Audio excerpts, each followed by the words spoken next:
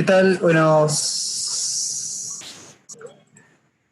estamos ahorita ya en vivo, ya con bienvenidos a todos. Estamos aquí en la transmisión en nuestro segundo día con los diálogos Render Lab. Tienen ustedes ahorita en pantalla a Enid Campos y es nuestra segunda invitada para nuestros diálogos del día de hoy. Ella es seguro ustedes, ya que hemos visto en nuestra publicidad, la deben conocer. Enid es una de las productoras de cine en el Perú con más experiencia.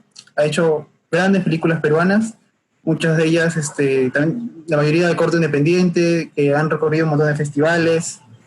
Entonces, la tenemos hoy día y el objetivo de esta charla es hablar sobre las posibilidades y caminos que tenemos en general aquí en el Perú para producir ficción, ¿no? Para producir ficción, los métodos que hay y aprender de su experiencia sobre todo. El día de hoy voy a estar yo de moderador para presentarla a Enid y les pido que ya desde ya pueden ir dejándonos sus comentarios en los comentarios, decirnos de dónde nos están viendo y cualquier duda, solo por ahí, Enid, hay que aprovechar hoy día que tenemos toda su experiencia para poder aprender de ella. Bienvenida, Enid. Hola, Gerson, ¿qué tal? ¿Cómo estás?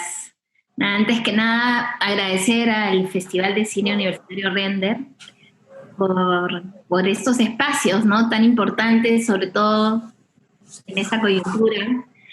Y muchas gracias. He estado viendo algunos conversatorios y me han gustado muchísimo.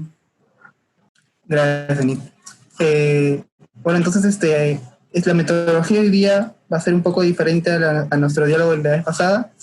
Ahora voy a estar con Enid. Hemos nosotros preparado una serie de preguntas, de dudas que sabemos que todos tenemos en general sobre el área de producción y vamos a ir desarrollándolas. Entonces les recuerdo antes de empezar de que compartan la transmisión, de que nos ayuden a difundir ese esfuerzo que hacemos para conocer un poco y seguir aprendiendo y formándonos visualmente, como dice Enid, dentro incluso de esta coyuntura, ¿no? De forma virtual. Entonces, Enid, para empezar, ¿nos podrías explicar, por ejemplo, los diferentes cargos que hay dentro del área de producción? Muchas veces nosotros empezamos sabiendo que dentro del grupo de 5 que estás en formar en la universidad siempre hay un productor, y luego los demás cargos son técnico, director, etcétera, ¿no? Pero ya cuando quizás por ahí tenemos la oportunidad de empezar a trabajar en una producción, escuchamos muchos más nombres, ¿no? Escuchamos productor ejecutivo, llamamos productor general, productor de campo, productor técnico. Entonces creo que es algo que, a menos que te lo expliquen bien en la universidad, lo empiezas recién aprendiendo en la cancha, ¿no? Entonces quizás nos puedes explicar un poco cuáles son las diferencias entre todos esos cargos que hay dentro de las películas, ¿no? Sí, claro. Bueno, antes que nada hay mucha gente que piensa que el productor es como el que consigue todo, ¿no? Y nada, yo también al inicio, cuando salí de la universidad, un poco también pensaba eso, ¿no? Era allá, y es el que tiene que conseguir todo. Y cuando yo empecé en publicidad y fui asistente de dirección en publicidad. Pero yo me moría por hacer cine, así siempre me moría por hacer cine, y ahí fue que tuve la oportunidad de que me llame Josué Méndez para hacer Días de Santiago, pero yo tenía una jefa en ese momento, que es Charolino, que ha sido productora también de muchas películas, entre ellas Reportaje a la Muerte, que me gustó un montón, que en un momento cuando yo me reúno con Josué me dice, bueno, yo necesito una productora, pero yo había ido en mi cabeza era que yo quería ser su asistente de dirección, ¿no? Porque es lo que yo había hecho durante años. Y yo le dije, no, yo lo que quiero es ser asistente de dirección. Y él me dice, no, pero yo no necesito un asistente de dirección, yo necesito una productora. Y yo le dije, no. Dije, no, porque en mi cabeza también estaba esto que la productora era la que conseguía todo. O sea, era como, okay, ¿no? Claro. Y regreso donde Charo, que era mi jefe en ese momento en Cine 70, y le cuento, y le digo, pucha, le he dicho que no porque yo pensé, o sea, porque nunca he producido, le dije, ¿no? Y Charo es la que me dice, oye, Pinky, pero con todo lo que haces como asistente de dirección acá en publicidad, tú, o sea, fácil puedes producir, o sea, sí la haces, me dijo ella. Y yo nunca había producido, Y dije, sí, y me dijo, sí, claro, lo puedes hacer. Y me acuerdo que le dije, ya, pero si no sé algo, si necesito ayuda, tú me ayudas. Y me dijo, sí, claro. Y yo dije, ya. Entonces llamé a Josué y le dije, ya, sí, yo te produzco. ¿No? Sin saber nada. Pero nada. O sea, ningún corto habías hecho como productora, nada. Productora no. No. Había hecho muchísimos comerciales y había filmado muchísimo, pero como asistente de dirección, ¿no? Entonces sabía todo el manejo de un rodaje, pero como asistente de dirección, ¿no? Entonces, Claro. nada, fue muy chistoso porque me lancé a la piscina, dije ya, y en verdad yo organicé todo desde mi experiencia como asistente de dirección y en verdad nunca he estado en un rodaje donde haya tenido un productor, o sea, donde haya sido asistente de producción, ¿no? Entonces, como que yo siempre he organizado mis rodajes según mi criterio, sin haber tenido como que a una persona a la cual seguir o algo así, ¿no? Entonces, ahí me di cuenta que el productor sí consigue todo, pero no es que consigue, por ejemplo, no sé, pues este póster, o sea, lo que tú ves en la película, sino es el que gesta todo el proyecto junto con el director. Sobre todo estoy hablando en el cine independiente, el cine de autor, ¿no? Que es más la línea que yo he seguido, ¿no? Porque en cine comercial es diferente, ¿no? Entonces acá viene, viene un director con una idea, ¿no? Y me llama, puede ser desde la idea o puede ser ya cuando tiene un guión, y el productor lo que hace es gestar el proyecto con él, ¿no? Entonces, eso sería un productor, por ejemplo, un productor general está desde la idea, incluso desde antes del guión, ¿no? Y tú ayudas a gestar ese guión, o sea, postulas a fondos, ayudas a la investigación, vas viendo, ¿no? cómo vas formando el proyecto, vas viendo quiénes son las personas idóneas para convocar al proyecto, es un ping-pong con el director, ¿no? Entonces, ese es un productor general, el que está como desde esa etapa hasta cuando la película se estrena, ¿no? Entonces yo en muchas de las películas que he estado he sido productora general y que he estado en todo el proceso, y ese proceso te puede llevar años, ¿no? Para poner el ejemplo de Retablo, que es un poco de lo que querían hablar en este conversatorio, por ejemplo, un Retablo, a mí me llamó en el 2009, creo, Álvaro Delgado Aparicio, yo no lo conocía, y me llama porque yo ya había hecho varias películas en el 2009, entonces me llama Álvaro y me dice, oye, quiero hacer una película. Entonces le dije, ya, pero ¿qué has hecho antes? No, y él había hecho varios videos institucionales, ¿no? Pero no había hecho cortos. Y yo le digo, no, mira, yo creo que lo que tienes que hacer primero es hacer cortos. Vamos a hacer un corto, ¿no? Ese es un productor, ¿no? El que te encamina, te lleva, vamos a ver cómo lo vamos a hacer, ¿no? Entonces hicimos un corto primero, le dije todo lo que se necesitaba para hacer un corto y también le dije, esto va a servir como experiencia para ti, porque hacer un largo es bien difícil. Entonces hicimos un corto que se llamó ¿Me puedes ver? Y le sirvió muchísimo a Álvaro porque fue su primera experiencia, su primer acercamiento a un rodaje así, ¿no? De 50 personas. De ficción. De escribir el guión, de edición, de la post, todo. Entonces pudo él tener esa experiencia, ¿no? Entonces, después de eso, ya comenzamos a ver el guión, pero el guión fue mutando muchísimo y también ahí yo lo fui acompañando, viendo en Script Doctors o viendo cómo iba ese guión. Por momentos le decía, oye, ¿qué te parece si escribes el guión con este otro guionista? Todo eso es un productor, ¿no? Y comenzamos a postular a fondos de producción del Ministerio de Cultura, pero claro, no ganamos hemos ganado al 5º año de postular. Wow. O sea, que vean que, Retablo, que es una película que tiene éxito, ¿no? En este mundo del cine independiente, fue a punta de empeño y de esfuerzo, ¿no? A la primera que postulamos al Ministerio de Cultura no ganó. Y durante todo ese tiempo se fue modificando el guión, tratando de tener más experiencia. Ahí fue que en un momento Álvaro ya me dijo, oye, pero quiero filmar otra cosa. Creo que fue en el 2012, tratando de acordar. Y me dice, y ahí fue que filmamos el cortometraje El acompañante.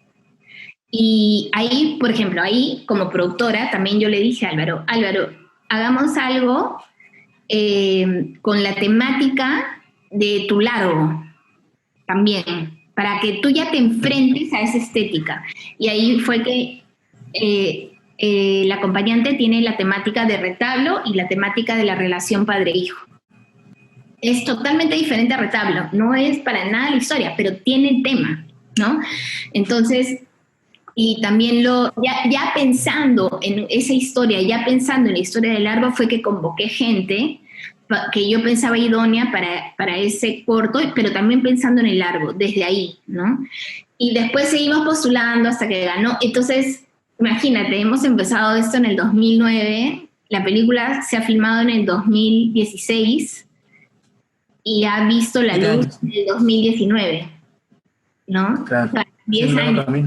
¿No? Entonces, un productor general está ahí desde la idea hasta el estreno, ¿no? Hemos ido al festival, he acompañado todo la vida de la película, un poco, ¿no? Entonces, ese es un productor general. Luego están los productores ejecutivos, que muchas veces yo soy productora general, incluye eso de productora ejecutiva, ¿ya? Pero hay otras películas que solo soy productora ejecutiva y que lo que hace el productor ejecutivo es velar por el financiamiento de la película. ¿Cómo consigue el dinero para hacer la película? El dinero o las coproducciones o las asociaciones o sociedades, ¿no? ¿Cómo vamos a empujar todos los fondos? Pero no necesariamente tiene que estar en investigación, en el guión, en el rodaje, no necesariamente, ¿no? Luego hay otras figuras, por ejemplo, la producción asociada. Por ejemplo, en Canción Sin Nombre yo soy productora asociada. ¿Por qué? Porque yo empecé con Melina, estuve viendo algunos fondos, la asesoré en momentos, pero no pude estar en el rodaje. Entonces ahí me convertí en una productora asociada, ¿no? Que empujas también el carro con ella. O sea, he estado como varios años, pero en el momento que Melina filmó, yo estaba con retablo. Entonces no podía estar en los dos proyectos, ¿no? Luego también tenemos, esos son como los cargos de producción, y de ahí viene como un organigrama, ¿no?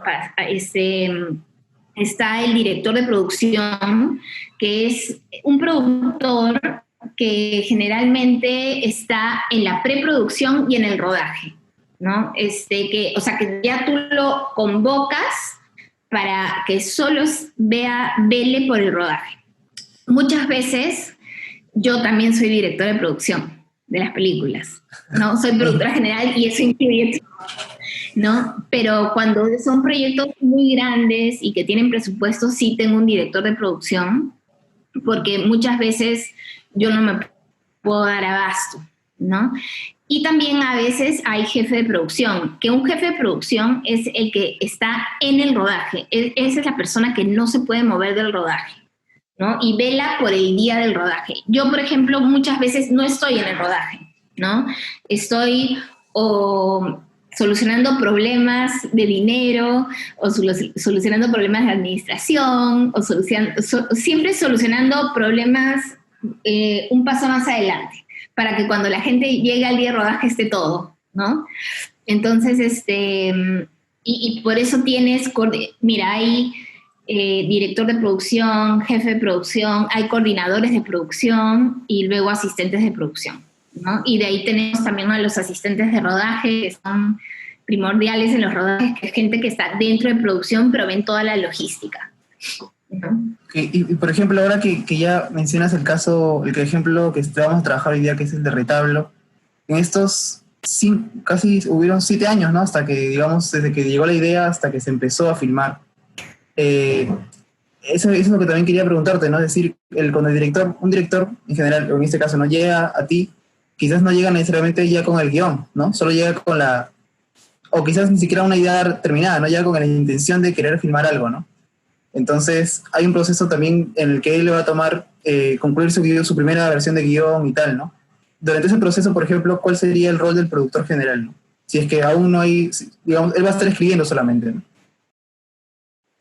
Claro, lo que pasa es que, por ejemplo, ¿no? Me ha pasado con las películas de Josué Méndez, que es mi socio, ¿no? Y que él me empieza a contar la idea, pero yo lo ayudo en la etapa de investigación, por ejemplo, ¿no? Siempre hay que investigar el tema de la película, entonces, oye, hay que averiguar a quién podemos llamar, o incluso podemos salir a ver locaciones. Por ejemplo, ¿no? En Retablo, durante la época de guión, yo leía todas las versiones de guión, doy feedback también, pero sí, por ejemplo, viajamos a Ayacucho, fue un viaje netamente de respirar la atmósfera.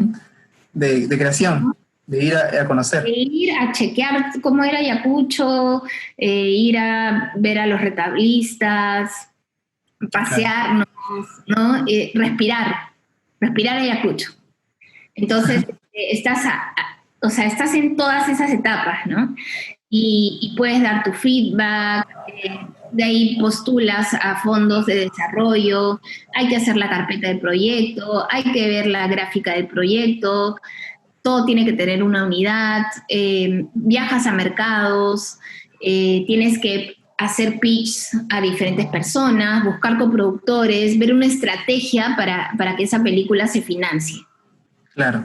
Pero, por ejemplo, cuando tú inicias esta búsqueda de apoyos, incluso de coproducciones, de fondos, como requisito mínimo al menos necesitas una versión de guión, ¿no? O sí, previo a eso se puede ir trabajando algo.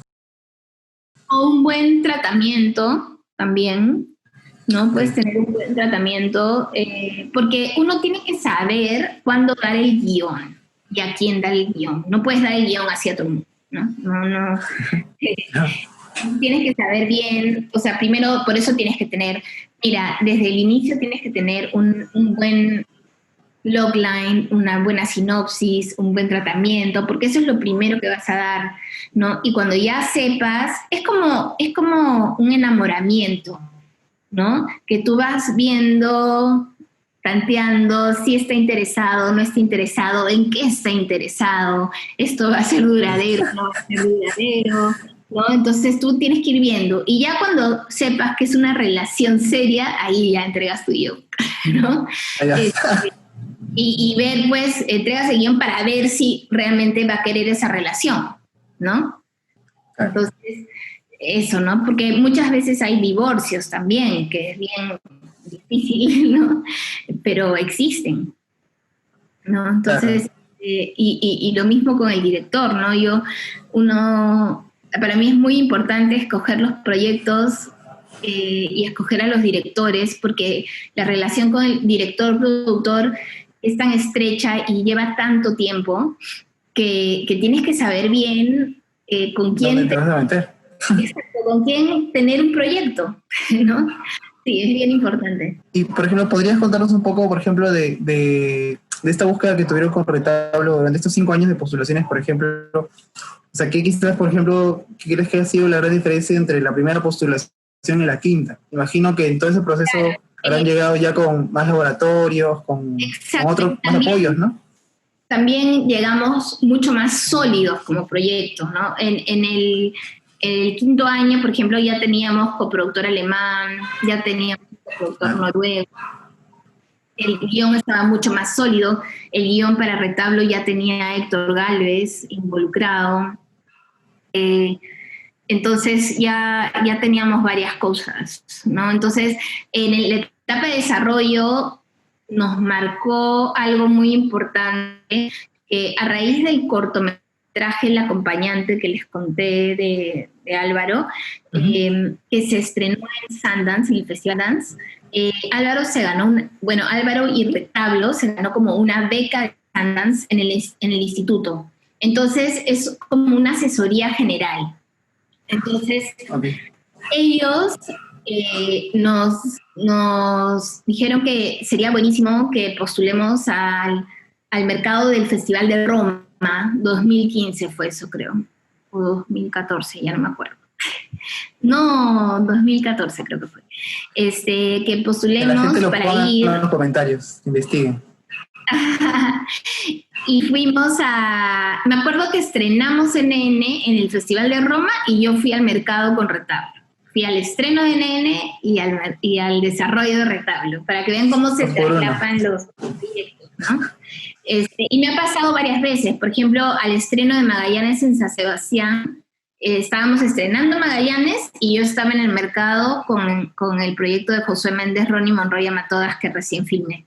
O sea, siempre se van como traslapando los proyectos, ¿no? Y bueno... Pero eso también es eso también sucede porque quizás porque los proyectos que realizas tienen como también un mismo corte, ¿no? Por eso es que se te pueden, en mismos mercados, en mismos festivales, se encuentran también sus propios proyectos. Son mercados o sea, no son películas con un corte, con temática, sino son películas de cine de autor, de cine independiente, claro. ¿No? Es eso, ¿no? Entonces, pero pueden ir películas muy distintas, diferentes géneros y todo, ¿no? Pero tienen este corte de autor, de cine de autor. Sí, exacto. Y como te digo, en esa etapa, en esos años, fuimos al mercado de Roma, del Festival de Roma con Álvaro. Ahí conocimos a nuestro coproductor noruego, ahí conocimos al coproductor de Alemania también, y lo que hicimos después de eso es entablar esta relación, ¿no? Ver si realmente iba a surgir o no. Todas esas cosas vas viéndola. Hicimos una campaña de Kickstarter, de Indiegogo, y eso, ¿no? Buscamos auspicios, todo eso se va viendo en la etapa de desarrollo. Y por ejemplo, ¿cómo es que se concretan? Imagino que es un proceso largo, ¿no? El método, el camino para concretar una coproducción internacional, ¿no? Por ejemplo, mencionas estos dos países con los que tuvieron el apoyo Retablo. Entonces, ¿estos que solo los consigues a través de estos mercados? O... Claro, nosotros lo conseguimos a través de estos mercados, ¿no? Y ellos definitivamente entran por la historia, por el guión, porque les parece que es una buena historia, pero también porque les ven potencial dentro de su fondo público, porque es muy difícil que venga un productor y te dé plata. O sea, eso casi no existe. Lo que existe es la intención de postular a su fondo público. Entonces, por ejemplo, el coproductor noruego leyó el guión y dijo, oye, esta película puede ganar mi fondo. Entonces, lo que hacemos es, él empieza a trabajar conmigo, con Álvaro, y nos pide toda la información, todo para la aplicación. Y aplicamos y ganamos, ¿no? Entonces, la película también es de él. Él llega a ser dueño de la película en un porcentaje y sobre todo para Noruega, ¿no? Entonces, y lo mismo con Alemania, ¿no? Postulamos al fondo alemán, no ganamos, y ¿cómo se llama? Pero el coproductor amaba la película y cuando la terminamos, cuando terminamos de filmar y la teníamos editada, él vio de postular nuevamente para la postproducción y ahí sí ganamos, ¿no? Pero ves, es una persona que está a tu lado también empujando el carro. Claro, o sea, no es necesariamente que estos coproductores tengan la plata, o sea, No, casi nadie tiene la plata, nadie. Claro. O sea, eso existe en Hollywood y generalmente es para cine comercial. Claro, porque muchas veces cuando se escucha este tipo de coproducciones se piensa que esa productora está directamente dando el dinero para la película, ¿no? Pero es que, como dices, ven el potencial y lo postulan. Nunca me ha pasado, creo que es bien difícil, pero lo que tienes es un productor empujando el carro contigo y viendo las maneras de financiar esa película, ¿no? Pero generalmente son con los fondos públicos de cada país. Claro. Y de alguna forma también esa entrada a ese país extranjero te abre quizás ciertas puertas para los festivales grandes de esos mismos lugares, ¿no?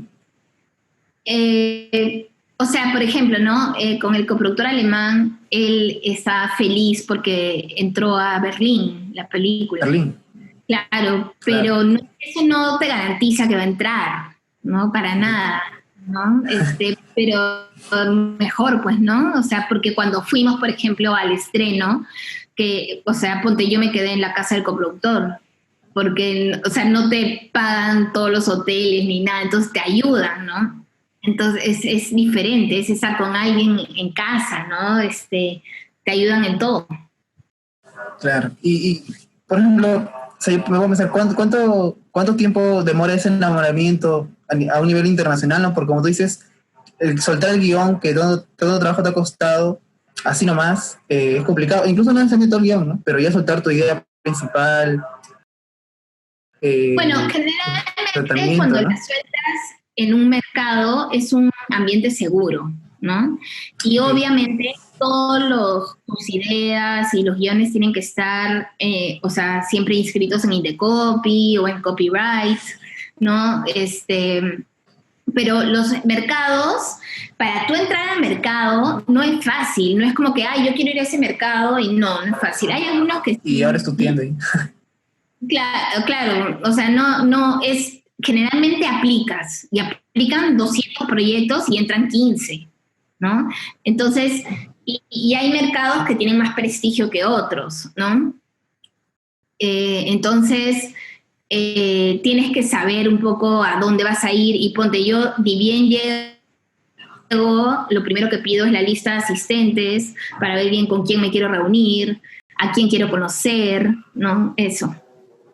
Y por ejemplo, más o menos para que todos los que nos están escuchando tengan una idea, ¿cómo es este espacio físico de mercado? Es decir, literalmente es Mira, como una especie de feria, o como...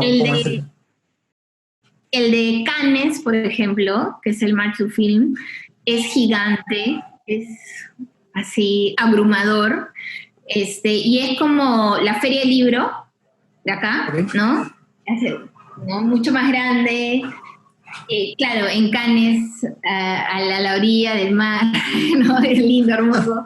Pero así, ¿no? Con stands, y los stands muy, muy, muy visuales, ¿no? Casi todos tienen pantallas y tienen los pósters y no sé qué, porque literalmente están vendiendo películas, ¿no? O sea, vendiendo las películas. Y generalmente hay una sección de los proyectos.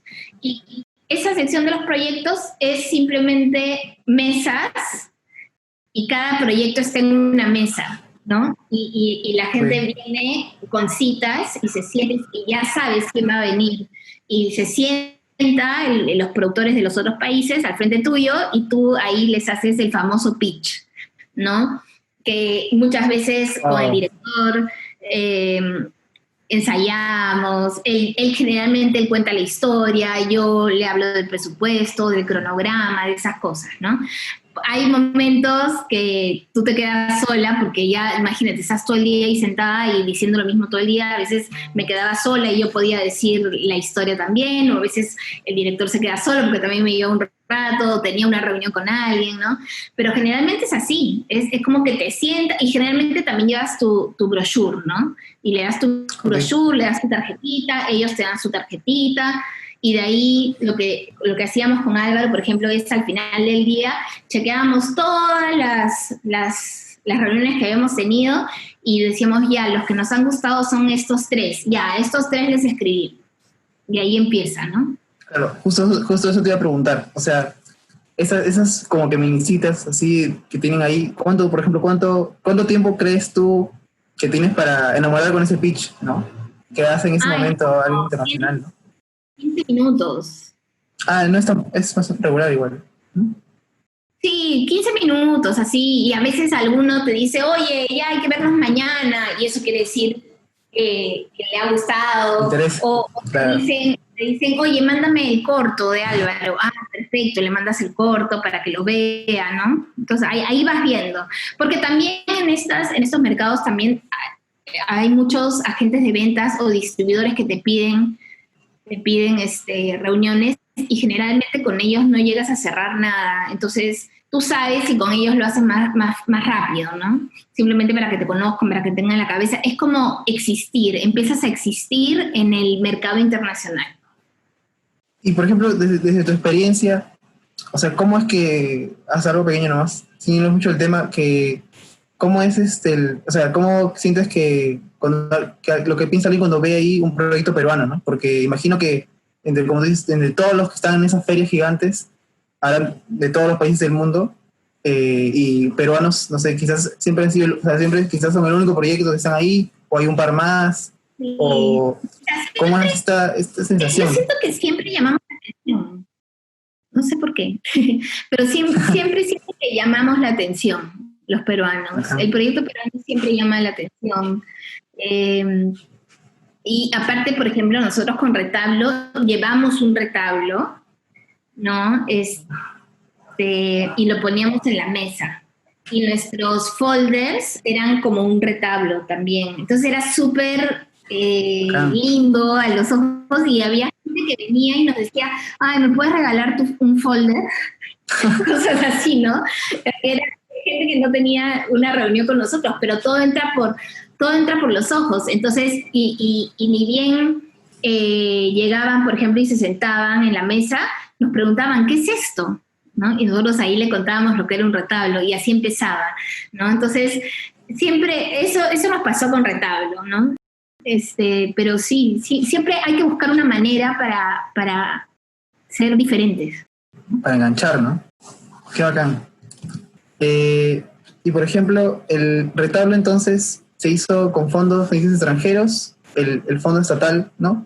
Cuando ganó Claro, quinto año. peruano, el DAFO, fondo peruano, el fondo noruego, que se llama Sorfond, y el fondo de Berlín, que se llama Brandenburg.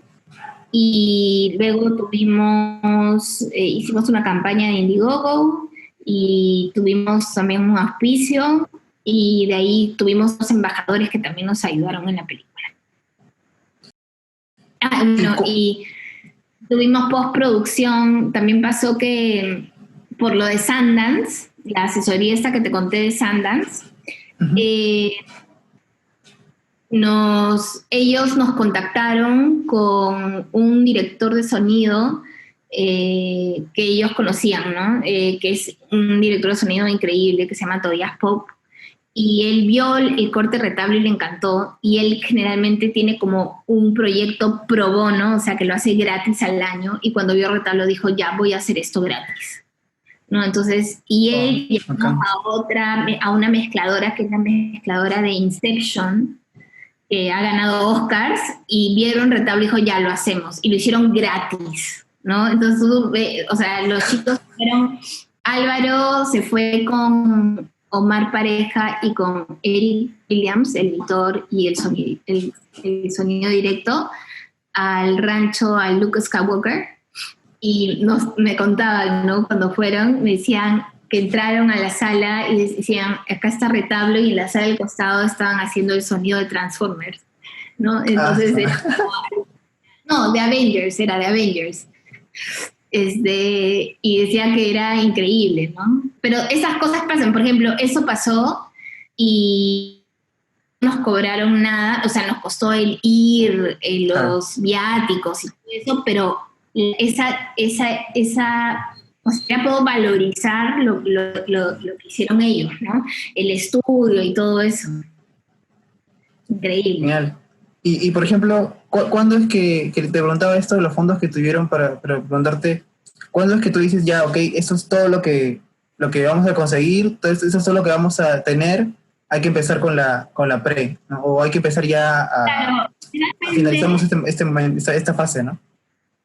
Claro, generalmente sabes, porque a ver, los fondos son finitos, no hay muchos fondos en el mundo, ¿no? Y aparte que todo el mundo compite por los mismos fondos.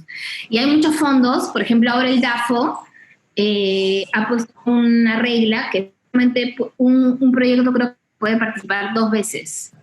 Creo que es el DAFO y ya no me acuerdo. Pero solo se puede, entonces hay muchos que solo puedes participar una vez.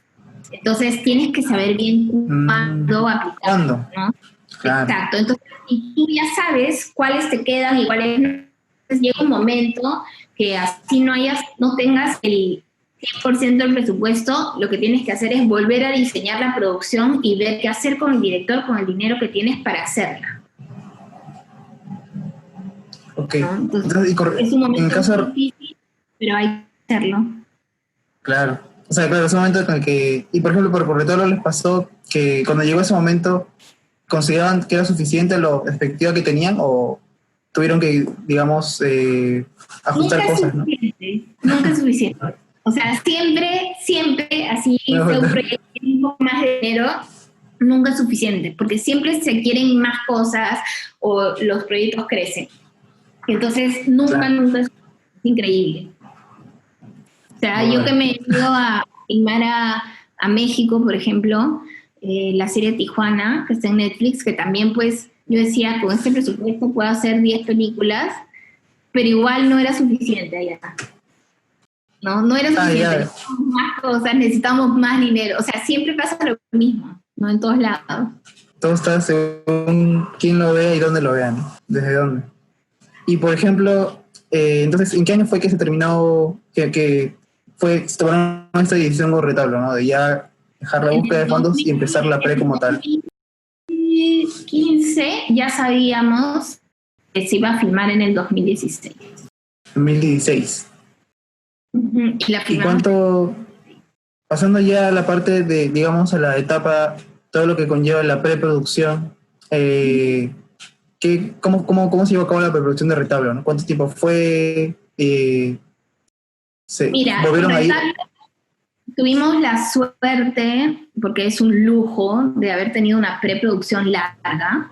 Yo entré a la preproducción creo que 6 meses antes, con Eduardo Camino, que fue el director de arte, y desde ahí, y con un equipo que hacía el scouting, y con el equipo que hacía el casting, que también Eduardo Camino fue el director de casting. Entonces, creo que 7 meses antes ya estábamos en Ayacucho, ¿no? Entonces, fue una suerte, fue un lujo, pero era algo que la película necesitaba, porque yo sabía que nos íbamos a demorar en encontrar al protagonista y también en encontrar las locaciones y que logísticamente sean las adecuadas, ¿no? Entonces, y aparte es bien grande la película, ¿no? Para hacer una ópera prima que sea en Ayacucho, que sea protagonizada por un actor natural, No, actor.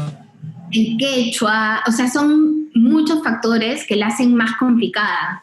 Entonces, por eso mismo necesitábamos una preproducción tan larga, ¿no? Entonces, pero por ejemplo, claro, yo estaba con el equipo de scouting y el equipo de casting, pero todo mi equipo de producción, por ejemplo, entró creo que 3 meses antes. Hicimos una preproducción de 3 meses y filmamos durante 6 semanas, que en realidad eran 7. Porque claro, con las noches y los días libres y eso fueron como 7 semanas o así, sí, 7, que estuvimos todo el equipo de Lima allá, ¿no? Que éramos como 60 personas, 65 personas, viviendo allá, ¿no? Y haciendo la película.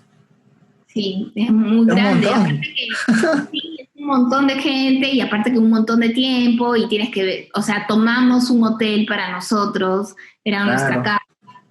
Cocinaban para nosotros todo el día, tenía mi catering que nos cocinaba para desayuno, almuerzo y comida todos los días, la lavandería para todos, o sea, olvídate, una súper logística.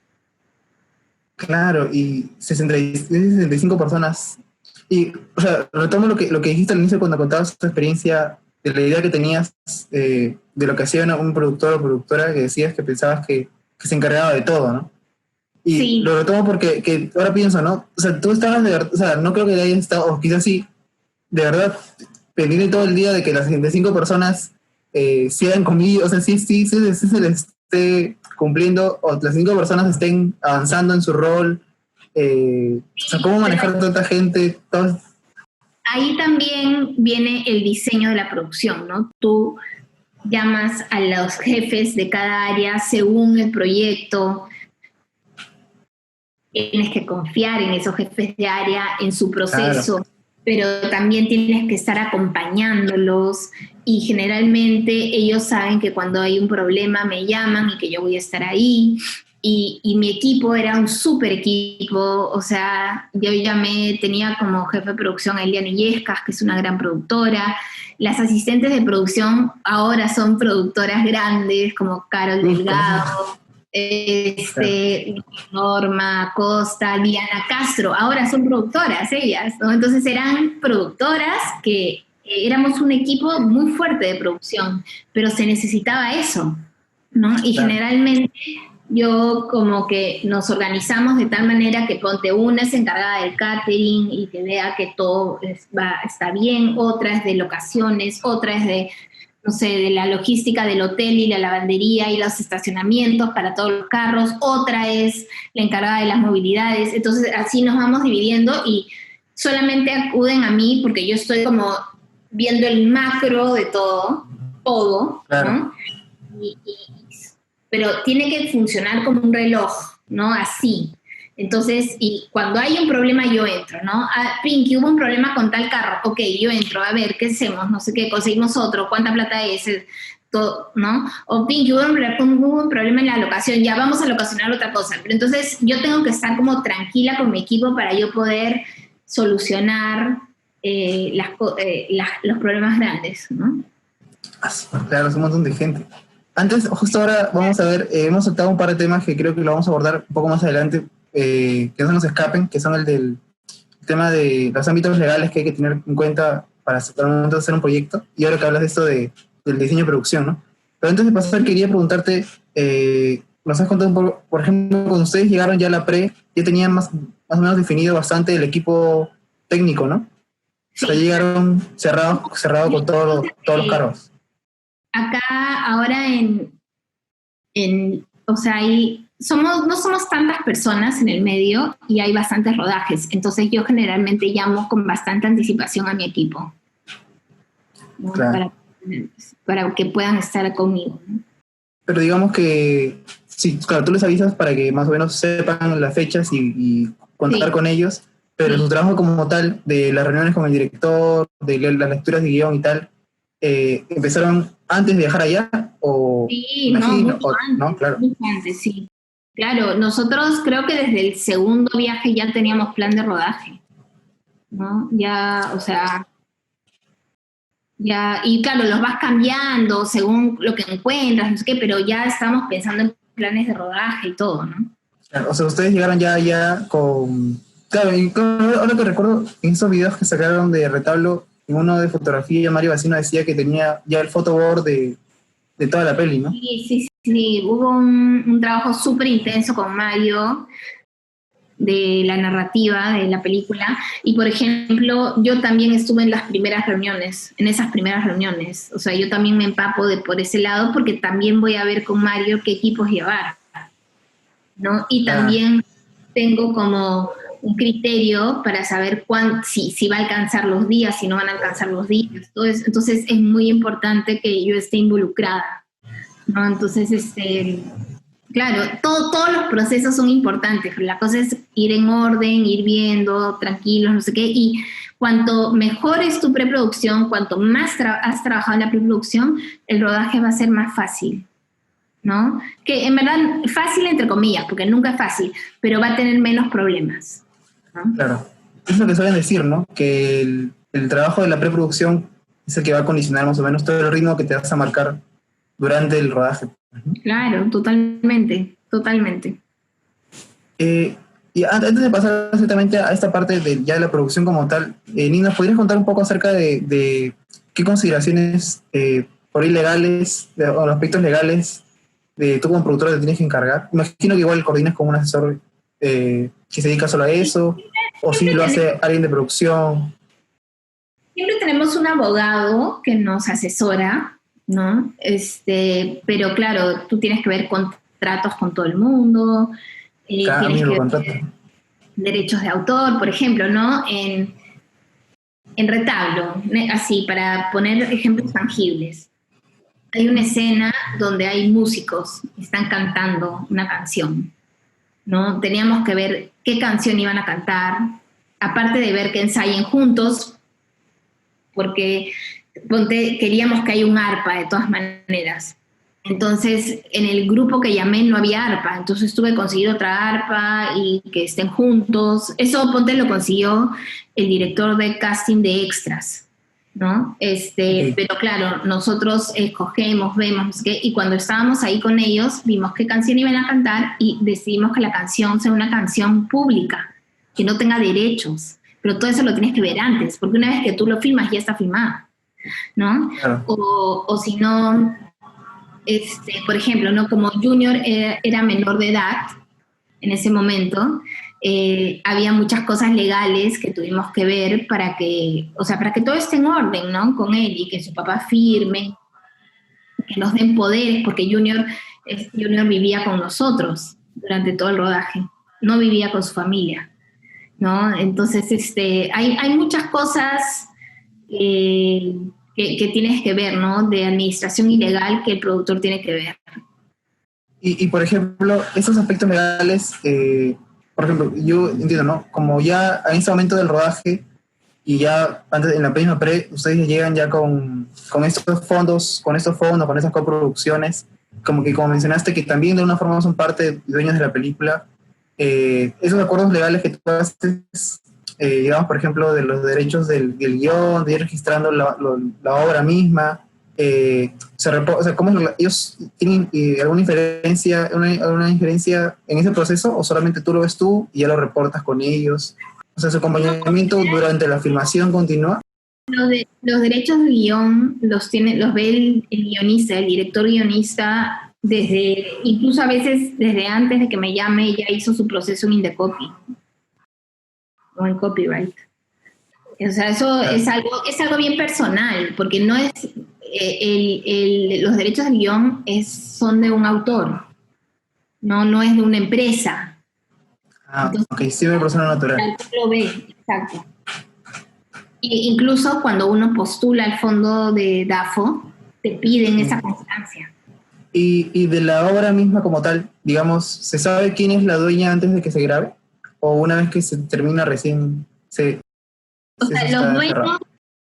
los dueños son los productores y los coproductores, pero por ejemplo yo no soy dueña de Retablo, yo soy productora pero no soy la dueña, ¿no? Pero todos los productores ejecutivos son los dueños, ¿no? Y eso sí, lo vas viendo cómo se reparte la torta, vas viendo quién tiene cuánto, todo eso es previo. Para el rodaje ya lo sabes. Antes. Claro. Por ejemplo, que ahora ya viendo la parte como tal, ya alucinándonos en el proceso, ¿no? Ya llegan ustedes ahí a Ayacucho, están en el lugar. Me mencionabas que tú estuviste unos meses antes, imagino, para preparar la llegada de todo el equipo previo, ¿no? Sí. El rodaje de Retablo, tengo entendido que se hizo tanto en Huamanga como en las afueras del lugar, ¿no? Como en las afueras de esa comunidad. Sí, sí. ¿Cómo es, por ejemplo, me ponía a pensar, porque también creo que en un video donde hablabas, por ejemplo, del clima, cuando hicieron climas, fueron a una comunidad con todo un equipo, entonces llegas, claro, son gente que llega de un momento a otro, tiene que ganarse la confianza de las personas residentes, ¿no?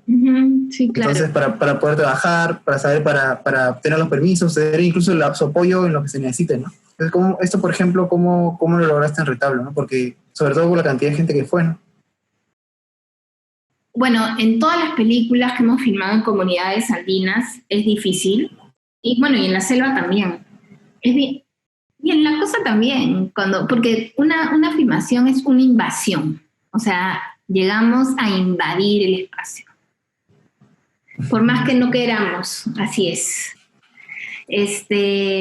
Entonces, siempre tenemos que tener mucha empatía con los pobladores, con la comunidad. Hay que explicar mucho. A veces incluso hemos enseñado fotos de otras películas. Entonces, tienes que tratar de ser lo más clara posible, ¿no? y tienes que ver bien qué necesidades tiene la comunidad para poder ofrecerles un beneficio a cambio, ¿no? Entonces, generalmente a mí no me gusta que sean beneficios económicos porque tú no sabes quién se va a gastar esa plata. Entonces, por ejemplo, ¿no? En Paloma de Papel nos dimos cuenta que la gente necesitaba colchones. Ah, ya, entonces era como, al final, vamos a dar a la comunidad, no sé, pues en la comunidad habían 30 familias, vamos a dar 30 colchones. O sea, cosas así. O en Madinusa, por ejemplo, la gente quería que llegue la electricidad. Entonces, sí, entonces, pero claro, ellos trataban de pedir eso a su municipalidad y nadie les hacía caso. Pero cuando yo fui, ya te hacen caso porque tú les dices, oye, te voy a poner tu logo en la película, y eres de Lima y está mal, pero te hacen más caso, ¿me entiendes? Entonces, claro, yo ayudaba a gestionar y lo logramos, ¿no? Entonces, son ese tipo de cosas que uno da a cambio. O, por ejemplo, en Retablo, que también lo hice en Madinusa y en Climas y en NN, y en Paloma de Papel, algo que me ha gustado siempre es llevar doctores a las comunidades, porque generalmente no hay una posta cerca, entonces llevo como hacer una campaña de salud. Una campaña médica. Exacto, una campaña médica. Y tú, todo esto lo tienes que hacer comunicando a la comunidad todo y coordinando con ellos también, ¿no? Todo. ¿No? Siempre hemos hecho campaña de salud y ahí empiezo yo a ver donaciones desde Lima, de laboratorios, y aprovecho ese día y, por ejemplo, si he conseguido otras donaciones también les puedo dar, y vas viendo, ¿no? Pero es como, es un trueque, me dejas filmar acá, pero yo también les voy a dar a los pobladores beneficios por las molestias que estamos causando, ¿no? Y con los que sí hay un intercambio económico es con, por ejemplo, con las locaciones, ¿no? Por ejemplo, en Retablo sí alquilamos un espacio y construimos una casa en un lugar, en un terreno de alguien, ¿no? Entonces, con esa persona sí hubo una transacción económica, ¿no? Y no sé si querías poner el making of de Retablo o algo. Sí, justo, ahora vamos a ver, tengo el video de el que tú estabas comentando, el tiempo que les tomó filmar esto de aquí. A ver, son de Retablo. A ver, lo voy a mandar, sí, ahorita ya. De 7 sí, porque como he hablado de varias mi equipo de producción éramos 8 personas que funcionaron increíble. Todo está muy cuidado. Armamos un equipo que fue pensado al milímetro. Encontrar una locación o encontrar un actor fue la alegría máxima. Nos dimos el tiempo de ir, ver, investigar en el lugar. Creo que por eso fue un rodaje exitoso. El rodaje ha terminado. ¡Felicidades a todos! Que se haya estrenado en Berlín fue muy importante. El mejor premio es que la película trascienda. Muchas gracias a todos. Muchas gracias a todos. Los invito a ver Retablo a partir de este jueves 16 de mayo. Creo que les va a gustar mucho la película porque es una película que les... Regresa con nosotros, ¿sí? Ahí. Ya estamos, bueno, vieron el video que se hizo de Retablo, del cómo se hizo, y de hecho hay varios, así que están en su canal de YouTube para que los puedan ver. Y eso por ejemplo, a mí, un pequeño paréntesis en lo que estamos hablando, a mí me parece muy chévere. O sea, el making of, si bien es un material, digamos, también de difusión, ¿no? Y tal, muchas veces sirve para aprender eso, ¿no? El cómo se hizo, porque, no sé, conozco mucha gente que está, como yo, que estamos aprendiendo, y cuando ve los making of de producciones así, están poniendo pausa a cada plano, cada corte, para ver cómo era el tiro de cámara, cuánta gente estaba detrás, y todo el despliegue que se hace, ¿no? Entonces, por ejemplo, sí está muy bueno que no solo se haga, claro, el clásico making of de un minuto en el que te pican toditas las tomas y no puedes ver nada, ¿no? Claro. Sino, igual, por ejemplo... nosotros para Retablo hicimos como 8 capítulos chiquitos de making of. Hubo uno grande, como de 3 minutos, que es como un general, y de ahí de 1 minuto de producción, de dirección de foto, de sonido, así, de arte, de cada área. Uh-huh. Sí, por eso lo mencionaba, porque eso es súper bacán, que ayuda a conocer la peli, pero también, o sea, de alguna forma, ¿no? Se ayuda a aprender de esas áreas en específico y Sí, le da también totalmente. valor a cada departamento, ¿no? Me encantan ver making of de todas las películas. Sí, pues. Creo que, por No, pero ejemplo, si no me equivoco, creo que Vita el Perro Guardián también hizo algo parecido. En su canal están igualito, sí, por sí, sí, áreas, todo, ¿no? sí. Ya. Ya nos perdimos. No sé qué estábamos hablando antes de ver esto. No, no, era un poco que estábamos hablando de todo y por eso te decía para poner los making ofs. No sé si tienes otro. Por ejemplo, sí, acá tengo otro más anecdótico, que es el que hiciste con Enrique Pérez en Climas. Vamos a Sí. ponerlo. Una de las grandes anécdotas del rodaje fue filmar la escena de la lluvia. No teníamos idea cómo hacer. No teníamos la plata de contratar un sistema. En fin, no había forma. Entonces Pinky dijo, bomberos. Claro, siempre está el plan B, que es llamar a los bomberos. Era una escena donde la niña tiene que caminar un largo tramo en noche. Los retoques de maquillaje eran, Claudia, ven, baldazo. Eso siempre va a ser algo espontáneo y ver cómo va a salir, y también depende del bombero que te toca y si el bombero va a tener un poco esta visión de cómo hacer la lluvia. ¡Que no jueguen! ¡A un mismo sitio! Por ahí! ¡Vamos a hacerla! ¡3! ¡2! ¡La lluvia no se mueve! Al final logramos una toma que funcionó. Y es una de las tomas más lindas que tiene la película, creo yo. A mí me gusta mucho. Lo que más me gusta. Ya. Ahí hemos visto, digamos, una una anécdota de la magia de salvar esas, de solucionar en pleno rodaje, ¿no? Quizás nos quieres contar algo de cómo fue esto de los bomberos en Climas. Sí, bueno, nada, o sea, sabíamos por guión que tenía que ser una lluvia en la selva. Y claro, hacer un efecto así, si realmente queremos hacerlo con un efectista, es carísimo. Y nosotros no teníamos ese dinero y fue como, lo haremos con bomberos. Y fue como, llamar a los bomberos y ni siquiera lo habíamos ensayado, pero dijimos, ya, lo hacemos. Hay muchas veces que tienes que así tirarte a la piscina, atreverte y ver qué hacer y solucionar ahí, ¿no? Rica, pero salió súper bien, salió muy bien. Igual fue todo un tema porque, ya, imagínate, pues es un espectáculo para el barrio, ¿no? Que vengan los bomberos, que se pongan a hacer ahí todo, todos nos mojábamos, pero increíble. Claro, y por ejemplo, justo hoy Enrique menciona, ¿no? Y que terminó siendo uno de los mejores, de los planos que más le gustó a ella, por ejemplo, de la peli. Sí, es muy lindo ese plano, es muy, muy, muy bonito.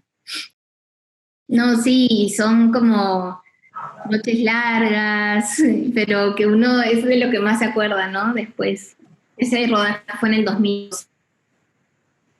Y por ejemplo, comentando un poco sobre la filmación de esa peli en específico, que, bueno, fue, claro, que como grabaron en 3 regiones diferentes, y retomando un poco lo que nos contábamos un poco antes, ¿no? De esto de que hacer una película es, dentro de todo, invadir un espacio ajeno, intervenirlo, y necesitas siempre, como ya hemos mencionado, ser transparentes con la comunidad que te recibe y tratar de retribuir de alguna forma, ¿no? ¿Cómo sentiste, por ejemplo, en esa peli trabajar en las 3 regiones de Perú, ¿no? Oye, ¿qué diferencia sentiste entre quizás el recibimiento, el flujo con esos distintos espacios, ¿no? Claro. Y en un solo proyecto, ¿no?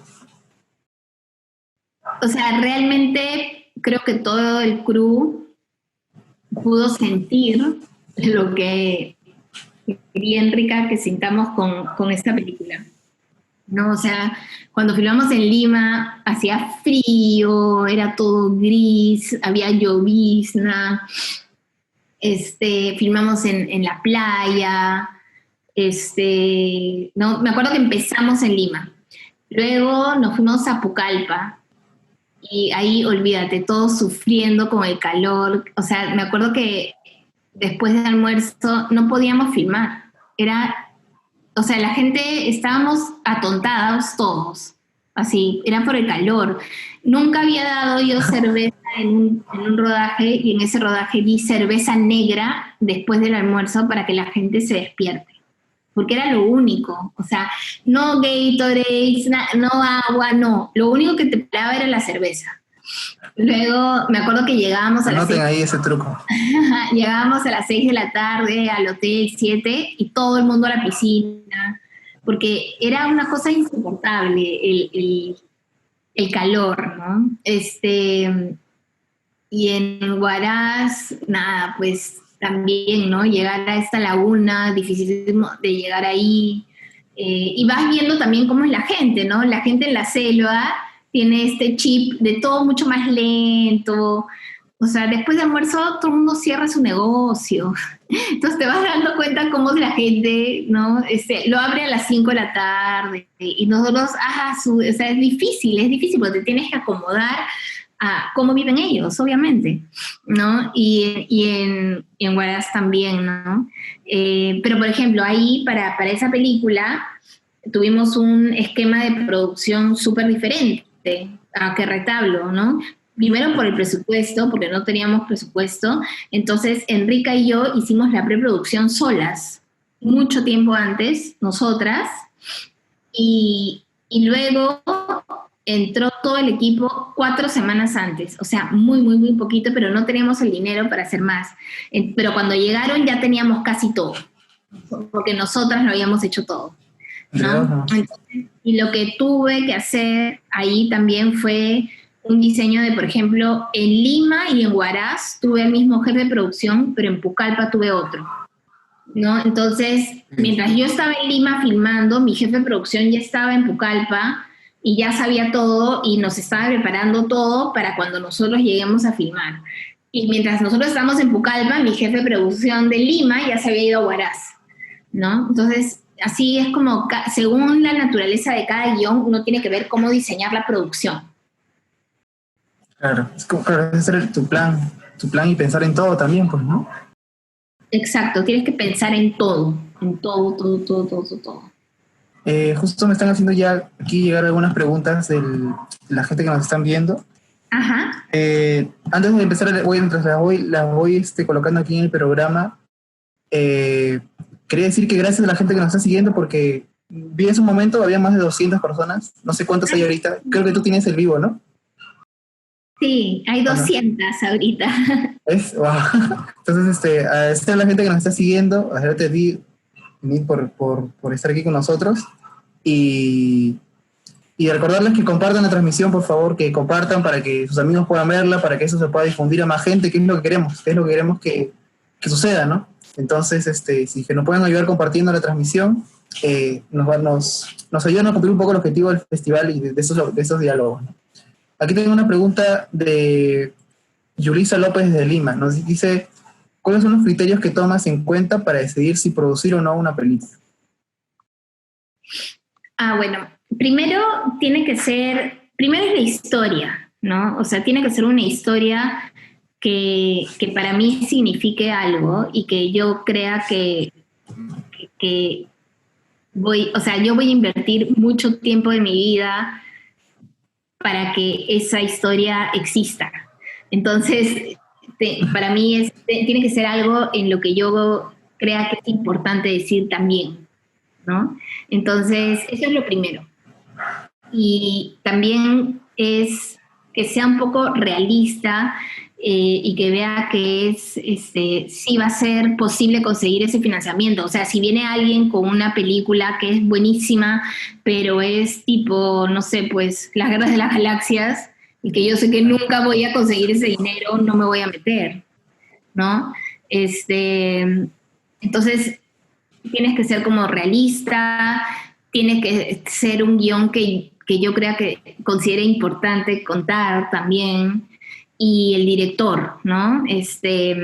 Ver cómo es mi relación con el director. A veces es súper importante que como que tengas los mismos valores que el director, porque juntos van a tener que tomar muchas decisiones, ¿no? Entonces como que tener como los mismos valores ayuda un montón. que te lleves muy bien con el director o la directora. Por ejemplo, ¿no? Generalmente con todos mis directores son, creo, ahora mis mejores amigos, ¿no? Josué es uno de mis mejores amigos, Héctor Gálvez también, Álvaro también, Enrique Pérez también. O sea, es un placer trabajar con ellos, ¿no?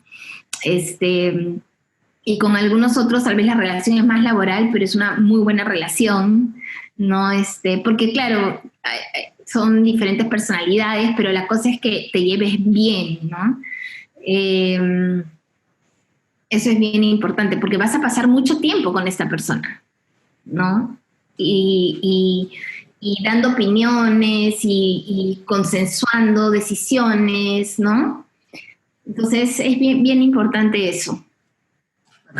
Acá tengo otra pregunta desde Piura. Nos pregunta Joey Menacho. Nos dice,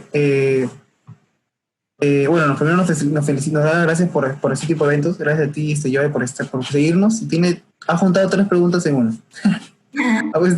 Dice, ¿el presupuesto lo limitó en retablo o se hicieron todo lo que quisieron? Bueno, eso ya nos dijiste más o menos que nunca es suficiente, ¿no? Nunca es suficiente, no, por supuesto. O sea, yo estoy segura que a Álvaro le hubiese gustado filmar 3 días más, por ejemplo, ¿no? Y tal vez si hubiésemos necesitado esos 3 días para hacer otras cosas. Pero claro, en su momento se ve y dices, ok, tengo tanta plata, ¿cuánto podemos filmar? Con retablo filmamos 36 días, ¿no? Entonces, pero no, nunca es suficiente, nunca. O sea, a Álvaro le hubiese encantado, por ejemplo, él, a veces veíamos fotos de locaciones que estaban como a 2 o 3 horas de Huamanga, y yo le decía, no podemos ir a estos lugares porque si vamos a estos lugares, ¿dónde vamos a dormir? No hay ningún lugar cerca para dormir y no podemos ir y venir. Entonces tal vez le hubiese gustado un día más para ir, filmar y regresar, pero ya ahí en ir y volver son 6 horas. Entonces tal vez ahí hubiese gastado un día, o tal vez le hubiese gustado tener más dinero para ir a ese lugar y hacer un gran campamento y quedarnos 2 días, por ejemplo, ¿no? Pero claro, no teníamos ese dinero. Entonces ya con el dinero ahí tú tienes que ver cómo haces y lo mejor posible para que la película salga como el director lo ve, ¿no? Según su visión. Claro. Ahí yo he juntado un par de preguntas más. Ponía, ¿qué es lo más complicado de ser productor?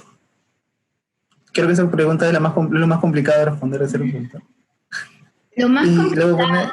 Sí, perdón. Sí, es eso, porque lo demás dice, bueno, ¿y en qué proyectos estás trabajando actualmente? María.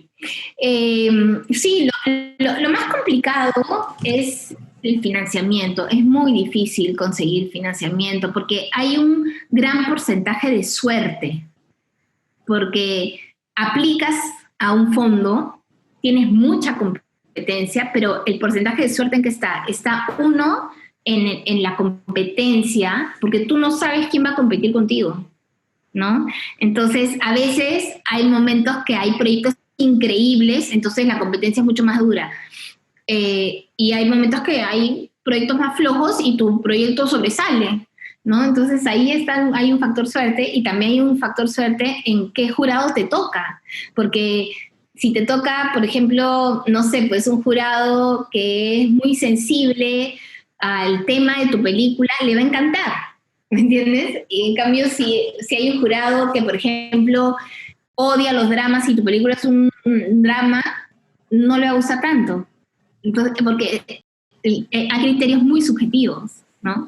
Claro. Entonces, ahí hay un gran factor suerte que uno tiene que considerar, ¿no? Y no deprimirse si no ganas, que siempre lo digo, ¿no? O sea, hay muchas cosas, no quiere decir que tu guión está mal, no quiere decir que tu proyecto está mal, sino también hay otros factores que tú no controlas, ¿no? Entonces, claro, hay que persistir. Y bueno, eso es lo más difícil, el financiamiento, ¿no? O sea, porque es muy duro tener que decirle a alguien, o sea, bajarlos a la tierra, ¿no? A los directores y decir, esto no tienes, esto tampoco tienes, que uno tiene que saber cómo decirlos y también dar la solución, ¿no? Oye, pero ¿por qué mejor no haces esto? ¿Por qué mejor no haces el otro? ¿No? Me acuerdo que había antes en Retablo, había una escena que era en un río y que se estaban bañando en un río, segundo, y claro, y me acuerdo que nosotros lo ocasionábamos el río, todos los ríos hasta máximo 1 hora de Huamanga, y eran ríos pues que te llegaban a la rodilla o al muslo máximo, pero Álvaro quería un río que sea hasta acá, ¿no? Que Junior pueda entrar hasta acá.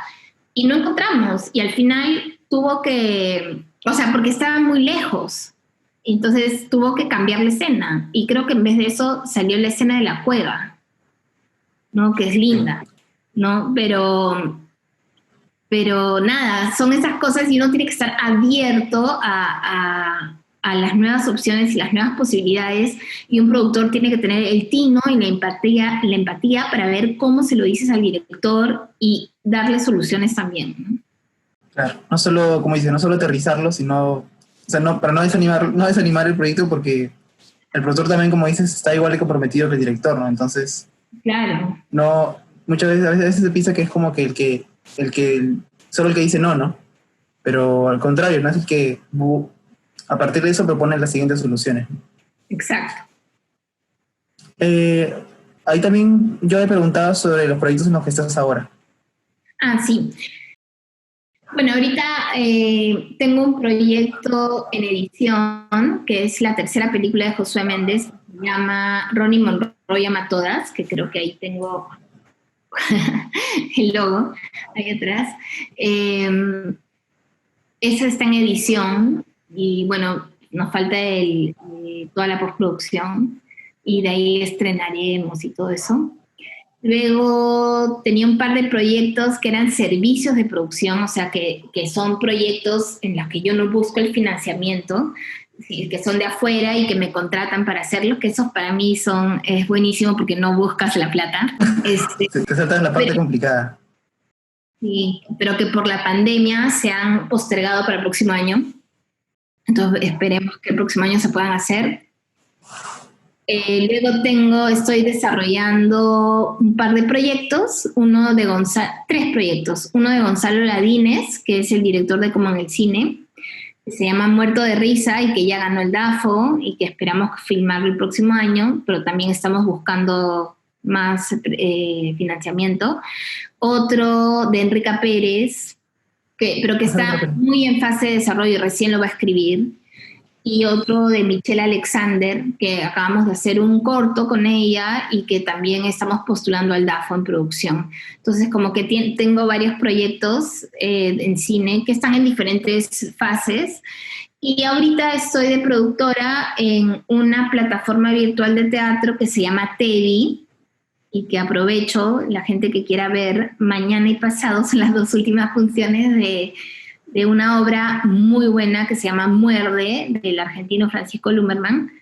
Y nada, estoy produciendo las obras de esta plataforma virtual, ¿no? Porque me pareció súper interesante. Hay que seguir, hay que ver cómo expresarnos, y me pareció súper interesante la propuesta de la plataforma. Eso es lo que estoy haciendo ahorita, ¿no? Acá en Nick. Bueno, entonces, mientras llegan más preguntas, podemos seguir con la parte, bueno, como ven la estructura más o menos de lo que estábamos hablando hoy, estamos siguiendo como que el proceso de producción de Retablo, ¿no? Ya hemos visto toda la parte del rodaje. Queremos saber, por ejemplo, cuando terminó el rodaje, o sea, el rodaje de Retablo terminó, ¿cuánto tiempo pasó? O cómo es el tránsito de la etapa de post, ¿no? Imagino que hay un espacio de descanso también del mismo equipo, o ya tienen fechas apretadas por un festival que quisieran participar después. ¿Cómo es ese proceso? No. Cuando acabó Retablo, lo que hicimos fue entrar al proceso de edición, ni siquiera sin saber cómo íbamos a acabar la película, pero con tranquilidad entró a edición. Trabajamos con Eric Williams, gran editor, con quien he también trabajado en Magallanes y en muchas otras películas, en NN. Entonces, con Eric, creo que Álvaro trabajó 4 meses o 5 meses editando, y luego recién cuando tuvo un primer corte, ya pudimos mandarla como a los coproductores para que la vean y comenzar a ver qué íbamos a hacer con eso, ¿no?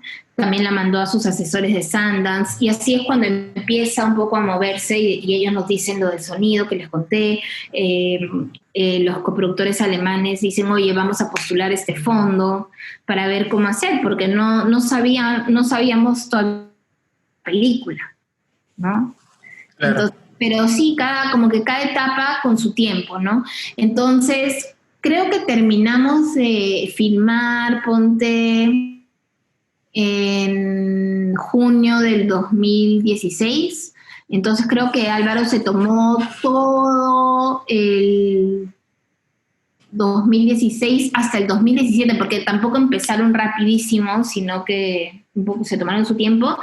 Y, por ejemplo, ya teníamos la película lista para el Festival de Cine de Lima del 2017, que era en agosto, me acuerdo. Entonces ahí la pusimos la película, y de ahí, después de eso, nos dedicamos a buscar agente de ventas también.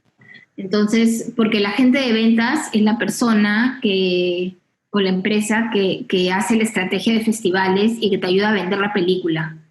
Y que muchas veces también la tiene que hacer el productor, pero en verdad es mucho mejor que tengas un agente de ventas, que es muy difícil tener un agente de ventas, pero si tienes la suerte de tenerlo, es lo mejor, porque esa persona te mueve la película. Entonces ya una vez que comenzamos a postular a diferentes festivales, y uno de los festivales que postulamos fue Berlín, y ahí fue que nos dijeron que querían la película, y ahí empezamos a buscar agente de ventas, porque cuando ya tienes cuando ya te han invitado a un festival grande, es más fácil encontrar un agente de ventas. Y nada, y de ahí vino el estreno, que fuimos a Berlín, que fue increíble, que fuimos con Amiel y con Junior, y ya todo empezó, ¿no? Y hasta ahora no para, porque ahorita estamos nominados a los Arieles, y se acaba de estrenar en Netflix, entonces es como, sigue, ¿no? La película, pero miren, empezó en agosto del 2017 a vivir, ¿no? Ya terminada, ya, y estamos en agosto 2020 y sigue, ¿no? Ha tenido un muy buen recorrido, hemos tenido muchísima suerte también de estar en los momentos correctos, en los lugares correctos, en el momento correcto. Claro. Justo hay un montón de gente que está preguntando sobre esto que hablas de la distribución, de cómo se movió Retablo en los festivales y cómo llegó al final a Netflix, ¿no? Antes de pasar a esa parte de la distribución, quería preguntarte, en la parte de la postproducción, ¿cuál es el acompañamiento que hace el productor, ¿no?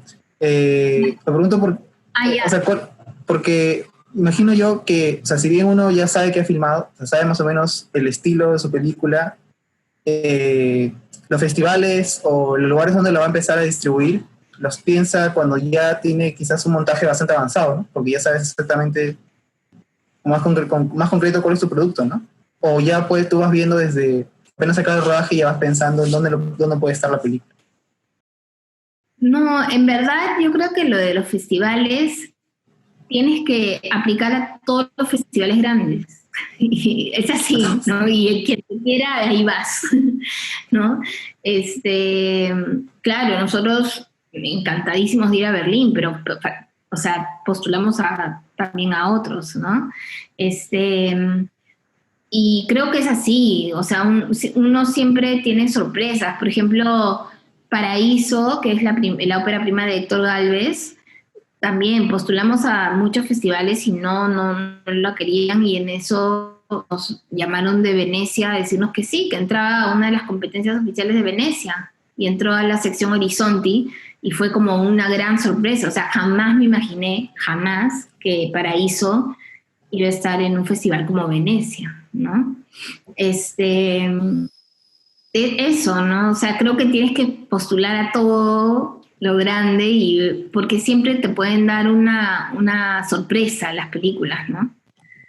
Por ese también factor suerte que te digo. Y cuando se terminó Retablo, como te digo, no teníamos prisa, era como, ni siquiera pensábamos en festivales, era pensar en editarla de la mejor manera. ¿no? Y luego veremos cómo se acaba. O sea, como que tomando cada cosa su tiempo y Bien.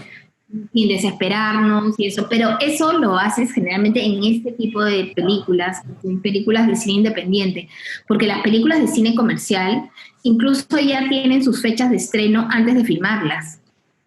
Sí, o incluso antes de tener el director, ya tienen Exacto, ¿no? fecha. Entonces, por eso te digo, y siempre hago la salvedad de que es en películas de este tipo, ¿no? Claro.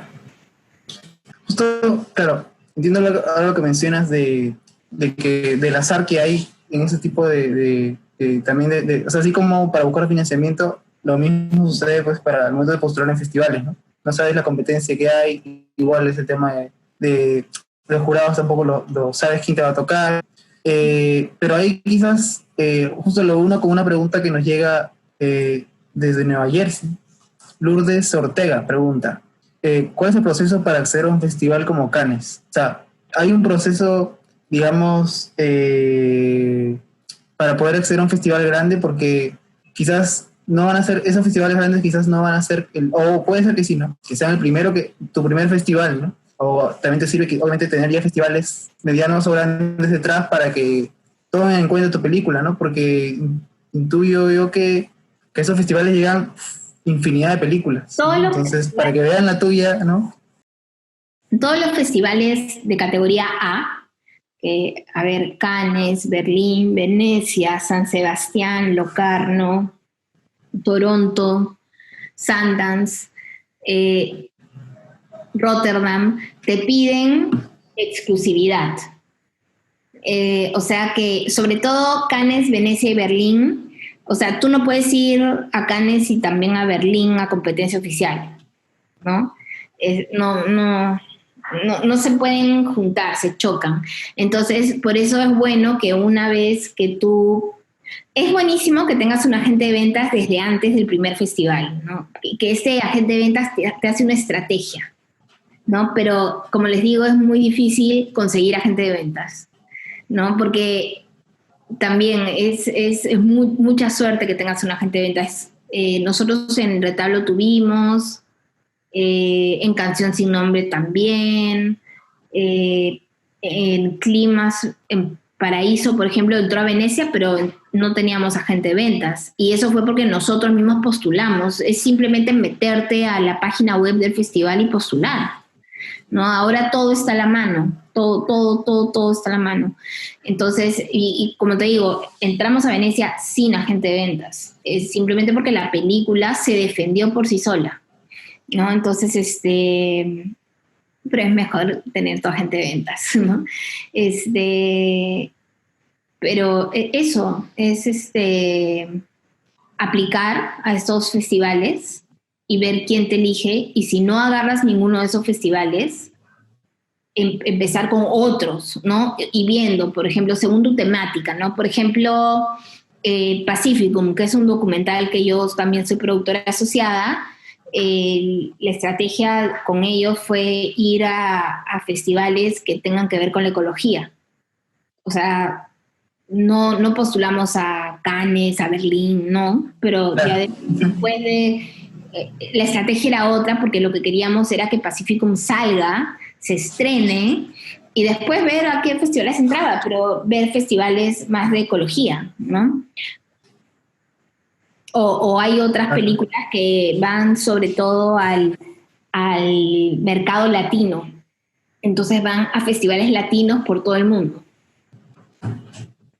Justo uno se pregunta, lo que te decía que me estaban preguntando varias personas, ¿no? ¿Cómo es el proceso para que una película llegue a Netflix? Pregunto entonces. O sea, ¿cómo en particular Retablo fue que accedió a la plataforma, ¿no?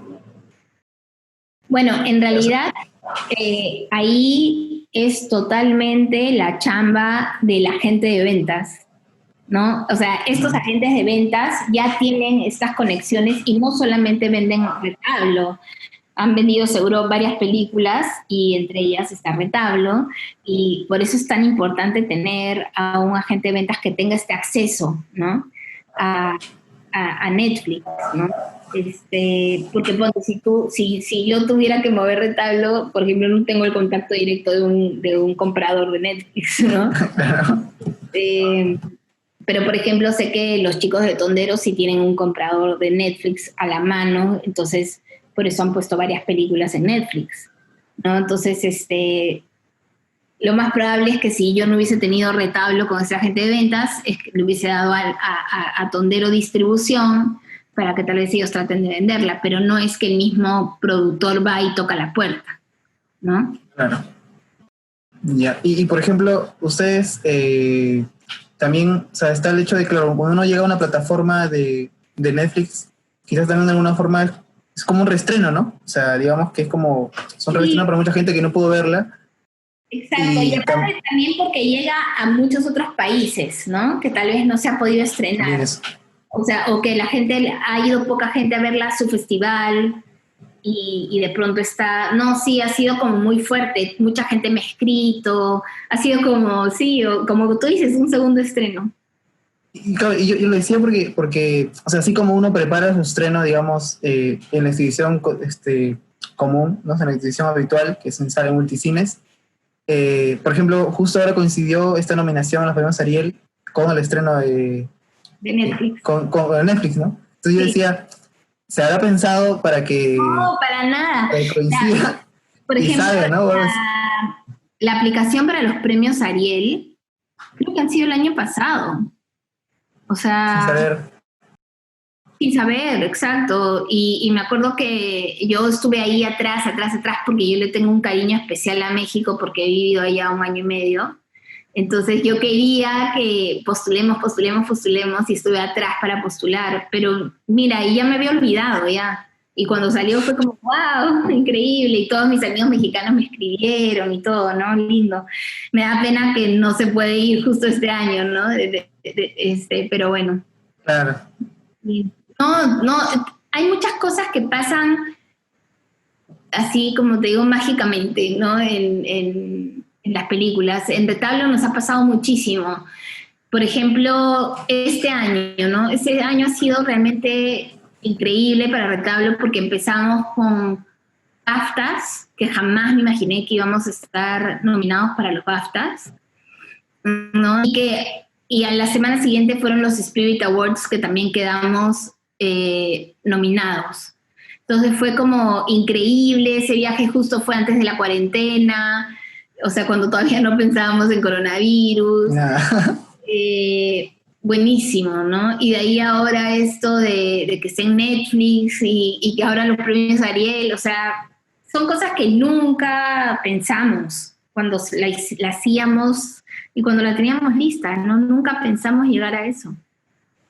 Y por ejemplo, algo que también me parece importante que saber es, ahora con esto justamente de la pandemia, muchos están optando por esta exhibición pues, virtual o por streaming, ¿no? Digamos, ya no, algunas películas sí, pues van a esperar el tema de exhibición habitual, ¿no? Pero por ejemplo, con en esos tratos que se hacen, por ejemplo, con estas plataformas, ¿cómo es, digamos, ellos te compran la licencia por tener tu película o es como que depende de cuánta acogida tiene en la página, por las vistas que hay, o es solo, digamos, un solo trato? Generalmente Netflix sí te pregunta cuántas personas la fueron a ver a los cines, ¿no? O sea, sí, me acuerdo que para Pacificum, que la vendió Tondero. ¿Verdad? Pacificum también está ahí. Sí, y la vendió Tondero Distribución, sí preguntaron cuántas personas la habían visto. Y acá en Perú la vieron como 20.000 personas, que para un documental está muy bien, entonces a ellos les pareció muy bien. Entonces creo que se fijan en todo, se fijan desde los premios, cuánta gente fue a verla, o sea, como que hay muchos criterios. Pero yo creo que sobre todo es la película en sí, ¿no? Uh-huh. Pero, por ejemplo, el tema por ejemplo, yo he estado viendo que ahora hay algunos multicines que están optando, digamos, por sus redes, por ejemplo, por pasar cortometrajes, ¿no? O sea, pasar cortos, pasar trabajos universitarios, pasar trabajos de gente que está empezando para bueno, por sus campañas, por lo menos por promover sus temas, ¿no? O sea que, y muchos de esa gente que está empezando es seguidor del festival. Entonces, por eso también quería preguntarte, ¿qué aspectos, digamos, legales uno debe tener en cuenta al momento que acepta un contrato de reproducción o de exhibición en ese estilo, ¿no? Es decir, si es que, por ejemplo, yo tengo una productora y estoy trabajando en coproducción con un par más, ¿no? Si ya me están pagando ahí por un trato, siempre ya tengo establecido con ellos el porcentaje que le corresponde, o yo lo decido por mi cuenta. ¿Cómo son estos tratos cuando aceptas el acceso a streaming, ¿no? Tienes que tener o sea, primero que tienes que tener un abogado, o sea, no puedes hacerlo solo. Muy Por eso es difícil. Sí, eso es mi primer consejo, ¿no? Y sobre todo porque hay muchos deberes de nosotros, de nuestro lado, en los deliveries. Muchas veces ha pasado que no se ha podido concretar una compra porque la película no tiene todo lo que piden. O sea, te piden muchas cosas técnicas, que hay muchas películas que acá se hacen sin eso técnico, sin todas esas especificaciones técnicas. Y cada vez va cambiando. O sea, un contrato no es igual al otro. Y es una inversión también. Entonces es muy importante que siempre tengas acompañado a tu lado un abogado, ¿no? Y que estés seguro que vas a poder dar todo lo que te piden. Y claro, es diferente, cada caso es diferente, no hay ni un caso igual a otro. Por ejemplo, yo sé de casos de películas donde Netflix ha dicho, ya, yo la compro, pero ya no la pases en ningún festival más. Y algunas personas han dicho, no, yo sí quiero pasar, okay. No se la doy a Netflix, porque prefiero dársela a Netflix después de toda mi vuelta al mundo por festivales. O como pasó con Roma, ¿no? Que dejó que se estrenara solamente una semana. Exacto. Entonces, cada deal de cada película es diferente, ¿no? Entonces, siempre tienes que chequear ahí según tu estrategia y según qué es lo que quieres con la película. No, yo quiero que mi película vaya por todos los festivales del mundo, yo hacerme conocido como director, que la película se vea en cines, o no, yo necesito recuperar, necesito tener dinero, la vendo, ¿no? Entonces, todo va a depender de qué es lo que quieres tú, ¿no? Y por eso es tan importante, si eres director, tener un productor al lado y que el productor también te pueda ayudar a conseguir un abogado, porque a veces uno se emociona con estas cosas y Claro. no ves el otro lado, ¿no? Claro, sí, pues justamente, claro, el director que está con la intención de que se vea por la mayor gente posible, pues justamente con la emoción puede agarrar ya, vamos, y no sabe lo que tiene que tener en cuenta, ¿no? Claro. Aquí estoy copiando algunas preguntas más que nos han hecho llegar. Ajá. A ver, por ejemplo, acá hay viendo un poco el rodaje de Retablo. Ana Barrial, desde Lima, nos dice, voy a leerla desde acá. En Retablo comentas que la comunidad tenía conocimiento de la película y su historia. Dice, siendo la homosexualidad aún un tema tabú en el interior del país, ¿cómo tomaron esto los integrantes de la comunidad, ¿no? O los retablistas de Quinoa, dice. Ya, mira, lo primero es que Retablo, cuando nosotros hacíamos el pitch y todo y hasta ahora, no creemos que... O sea, el tema principal de la película es la relación del papá e hijo, ¿no? Y el amor de un hijo a su padre, ¿no? Y cómo este amor va rompiendo todas estas barreras. O sea, lo de la homosexualidad no es el primer tema, ¿no? Entonces nosotros siempre, cuando contamos la película, contábamos eso, e incluso cuando contábamos la película en los pitches, no decíamos exactamente que el padre era homosexual, porque para nosotros siempre decíamos como que Segundo se decepciona de su padre por un acto, pero no decíamos qué. ¿Por qué? Porque no queríamos que la película tenga eso como primer tema.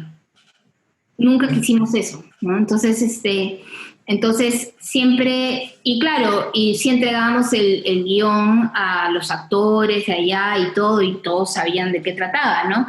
Pero, por ejemplo, en la en las comunidades contábamos esto de esta manera, ¿no? Y en verdad, lo que siempre tienes que tener mucho cuidado en ver cómo cuentas las cosas, porque, por ejemplo, cuando hicimos Paloma de Papel, que era el tema terrorismo, es un tema muy sensible. Entonces, y tienes que ver bien si te creen, si no te creen, porque por ahí que creen que estás haciendo apología al terrorismo o que eres terrorista. Entonces tienes que ver bien cómo contar y cómo comunicar esto, ¿no? Y si puede, o sea, por ejemplo, en Madinusa, que también era un tema difícil, ¿no? Que nos estábamos metiendo con la religión, tuvimos asesoría de un antropólogo que nos diga cómo acercarnos a la comunidad, ¿no? Porque es bien difícil, es bien, bien, bien difícil. Y te puedes meter en problemas, a mí en Paloma de Papel me llegaron a secuestrar una comunidad porque simplemente no entendía bien lo que estábamos haciendo y no querían que filmemos en ese lugar, ¿no? Entonces ahí aprendí muchísimo, porque dije, claro, no puedo acercarme a una comunidad así nomás, tengo que ver cómo, ¿no? Y también, por ejemplo, entiendes que la autoridad política no es la máxima autoridad en las comunidades andinas, por lo menos, sino es la autoridad religiosa, es la máxima autoridad. Entonces, por ejemplo, si había una autoridad religiosa, yo me sentía más tranquila en entrar a una comunidad. Si no había una autoridad religiosa era más difícil. Entonces, uno tiene que asesorarse bien para ver cómo entrar y no pues invadir ni entrar con esta actitud, ¿no? de nos todo, no, para nada, es una colaboración. Nosotros, por ejemplo, yo filmé climas en un pueblo que se llama Pampacancha en Recuay, y ahí volví, como eran un pueblo increíble, muy colaboradores, ahí volví a filmar Oliver's Deal y también en N. O sea, en el mismo pueblo filmamos 3 películas. Increíble, ¿no? Y ellos hasta ahora me llaman por teléfono todas las navidades a ver cómo estoy y que cuando regreso. O sea, se hizo una relación súper bonita. Claro. Los niños de ese pueblo habrán crecido viendo una película cada 2 años en su casa. Sí. Ahí están preguntando por el secuestro. Nada, un gusto muy grande y estuvimos como yo y la productora de arte como 8 horas que no nos dejaban salir del pueblo, y mi traductor y mi chofer, éramos 4 personas, pero no nos dejaban salir y no entendíamos por qué, y no nos hablaban en castellano, no nos hablaban en quechua. Fue muy, muy difícil, pero al final entendimos que ellos no entendían bien qué es lo que estábamos haciendo nosotros, ¿no? A pesar de que teníamos ya habíamos ido a hablar con todos los comuneros, a la asamblea y todo, ya teníamos los permisos firmados, pero fue como que de pronto cambiaron de opinión y dijeron no. Pero no nos decían eso, porque si me hubiesen dicho, oye, ya no queremos que filmes acá, todo bien, pero no nos decían eso, no. Entonces fue como difícil llegar a entender qué era lo que querían. Claro, y bueno, quiero rescatar esto que mencionas, por ejemplo, en esa película que dijiste que tuvieron el asesoramiento de un antropólogo, ¿no? Porque, claro, digamos que no es el esfuerzo, porque también nosotros, o sea, nos entienden a nosotros como realizadores, lo ponemos nosotros también, ¿no? Porque nosotros queremos que nos entiendan. Entonces, claro, eso, por ejemplo, me parece muy, muy, muy chévere esto de un asesoramiento de antropología para poder saber cómo acercarte en temas así. Claro, no, y a mí me dio mucho miedo y dije, uy, nunca más filmo, porque ahí veo comentarios que dicen, uy, nunca más vamos a filmar. No, y regresé por la zona y he filmado como 6 películas más por ahí. La cosa es que uno tiene que saber cómo entrar a las comunidades, ¿no? Y como te digo, si se puede tener una asesoría de un antropólogo, por investigar mucho, ¿no? Cómo es el pueblo, eso. Ya vamos para ir cerrando, ya tenemos, ¿tú tienes ahí el vivo? ¿Cuántas personas están ahorita siguiendo? ¿Cómo? Sí, estoy viendo el vivo. ¿Cuántas personas están? 195. Está mantenido. quería, por ejemplo, dime. No, que hay más preguntas, pero no sé si... Sí, normal. Si es que tienes alguna que te interesa, Bueno, dila tú y están preguntando sobre los retablistas ayacuchanos, de cómo aceptaron la película, si la aceptaron o no, cómo la recibieron. Mira, justo nosotros íbamos a poner la película en Ayacucho en el aniversario de Huamanga ahora, en abril. Y justo fue lo de la pandemia. Entonces no hemos podido ir a Ayacucho a presentar la película. Incluso ya estábamos en conversaciones con el alcalde y todo para ponerla en la Plaza de Armas, gratis para todo el mundo. Iba a ser increíble y pasó lo de la pandemia. Entonces no hemos tenido como el feedback de ellos, ¿no? Porque justo pasó todo esto. Pero con nosotros trabajó la familia Urbano, que es una familia retablista, y sabían perfectamente todo, ¿no? Y buenísimo trabajar con ellos, ¿no? Increíble, o sea, nos enseñaron muchísimo, todos hemos aprendido muchísimo. A Junior los pusimos en clases, ellos nos hicieron todos los retablos que se ven en la película. Chévere. Quería preguntarte, por ejemplo, pensando en mucha de la gente que nos sigue como festival y que seguro está conectada, que son gente que su mayoría está produciendo cortos, ¿no? Por ejemplo, quería unir dos preguntas, como para avanzar. Por ejemplo, ¿qué consideraciones, qué consejos darías para la producción de un corto? Y unirlo por ahí también con el tema de cómo armar tu equipo técnico, ¿no? O sea, están preguntando también cómo eliges estas personas que van a convivir, aparte del director, que ya una vez ya estás con él, piensas en el resto de equipo que va a estar contigo las semanas, el mes o meses de trabajo, ¿no? Bueno, antes que nada, yo siento que ahora hay muchos recursos a la mano, ¿no? Que antes no había, y que ahora pues con el celular podemos hacer un corto, hay miles de trípodes, miles de gadgets para las cámaras, o sea que están muy a la mano y puedes editar en tu celular. Entonces, lo primero es atreverse a hacer cosas, ¿no? A escribir guiones según tus posibilidades, ¿no? No escribir pues, wow, así, porque ¿de dónde vas a sacar dinero para hacer el corto? Pero se pueden hacer súper historias en locaciones accesibles, o yo fui jurado de un concurso de festivales en cuarentena, increíble todo lo que hicieron las personas, los cineastas en un minuto. Entonces la cosa es atreverse. Y el equipo, ¿cómo es que lo eliges? Bueno, yo tengo en cuenta bastante la personalidad del director, porque un poco conociéndolo a él, sé más o menos con quiénes los puedo rodear, ¿no? Hay muchos directores que ya vienen que me dicen, oye, yo quiero trabajar con tal y tal, pero hay muchos otros que no, que me dan como carta blanca para que yo elija, ¿no? Entonces, primero es investigar bastante, darle opciones al director también, ¿no? Ver en qué se especializan, ver trabajos anteriores. La investigación hace mucho, ¿no?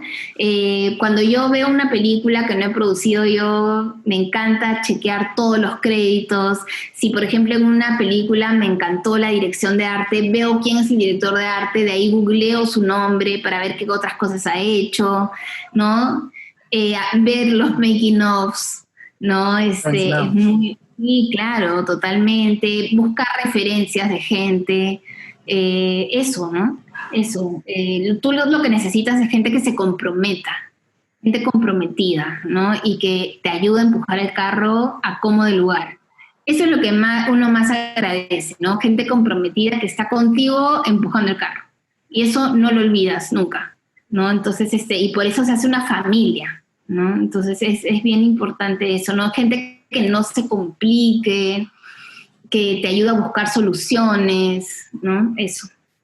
Ahora que mencionas esto, por ejemplo, de las referencias, de hecho, eso quería preguntarte, ¿no? ¿Cuáles son quizás tus referencias actuales y quizás, por ejemplo, cuáles eran tus referencias cuando tú recién empezabas, ¿no? En tu etapa universitaria, por ejemplo, ¿en quiénes pensabas?